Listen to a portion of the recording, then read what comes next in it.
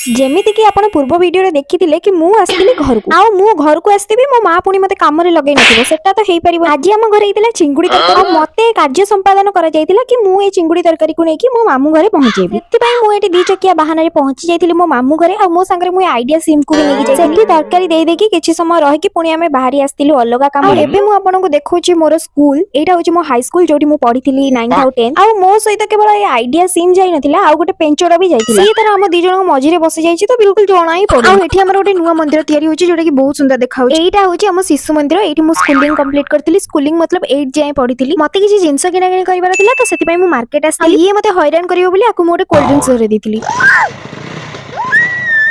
सी एमिति गाड़ीटा चलाउचे जेमति एइटु सी आमु को घर को बसेगी नबो। तापर मु आस्थिली हम झियो मानकर स्वर्ग माने लेडीज कॉर्नर को सेठी टेडी दीटा को देखि कि ये जिद्दी करके पूरा गडी गलानी मु से टेडी दीटा को नेबी। सेठो काम सरी के घर को रिटर्न कला बेला देखंतु ये बाटर केमति ढोळेई ढोळेई आसी।